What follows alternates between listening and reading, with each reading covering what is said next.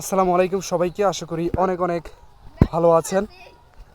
আপনাদেরকে একটা জিনিস দেখানোর জন্য আমি ভিডিওটা রেকর্ড শুরু করেছি। গ্রামের রাস্তায় দেখেন কি সুন্দর পাউডার, ঠিক আছে, হাঁটলেই নানা ধরনের পাউডার উঠছে। এখন আপনাদেরকে একটা জিনিস আমি দেখাই, সেটা হচ্ছে সামনে একটা গাড়ি আসছে, আপনারা যদি খেয়াল করেন কিরো পরিমাণ ধুলা। একটু সামনে গিয়ে আপনাদের সাথে আবারও কথা বলছি আমি।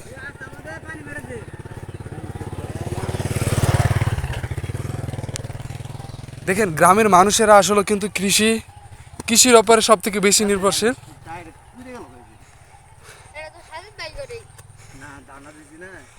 নির্ভরশীল আচ্ছা ভাই, এটা কি ধান লাগিয়েছিলেন?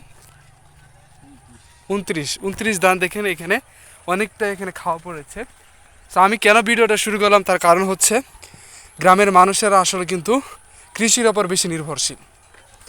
তারা কিন্তু চাইলে গবাদি পশু বেশি পরিমাণ পালন করতে পারে এবং গবাদি পালন থেকেই তারা কিন্তু লাভবান হতে পারে অনেকটা, যেটা আমি মনে করি। একটু বাদে আপনারা আরও একটি ফার্মে যাব, সেখানে কিন্তু বিস্তারিত আলোচনা করব কী পরিমাণ খরচ হয় সেখানে, সেটাও।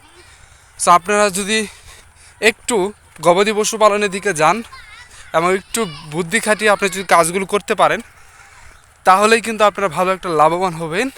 গ্রামে থেকেই অনেকটা ইনকাম করতে পারবেন ইনশাল্লাহ, আল্লাহ যদি চাই। সো আমরা একটু সামনের দিকে যাচ্ছি।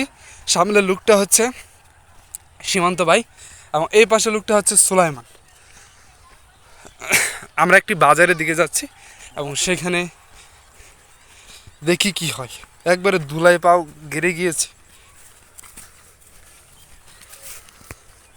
গ্রামে থাকলে কারেন্টের কি হয় অনুভূত, মানে কারেন্টের কথা মনেই পড়ে না, কারণ গ্রামে সুন্দর বাতাস রয়েছে। তবে বর্তমানে গ্রামেও কিন্তু কারেন্টের অধিক চাহিদা। এই যে গ্রামের রাস্তা, প্রায় রাত সন্ধ্যা হয়ে গেছে এখন। সুলাইমান, তোমার কাছে একটা প্রশ্ন। গ্রামে 24 ঘন্টার মধ্যে কত ঘন্টা বিদ্যুৎ থাকে? 1 থেকে 2 ঘন্টা বা 3 1 থেকে 2 ঘন্টা, এটা কি সত্যি? সত্যি 2 ঘন্টা বা 3 ঘন্টা। এবং কারেন্টের উচ্চচাপ না নিম্নচাপ বুঝতে পারতেছি না, এটার কারণে অনেক ডিপকলের কি পুড়ে গেছে, কয়াল পুড়ে যাচ্ছে। এটা কিন্তু অনেক একটা খারাপ বিষয়, অনেক একটা দুঃখজনক ঘটনা। আজকে ভিডিওটা এই পর্যন্তই।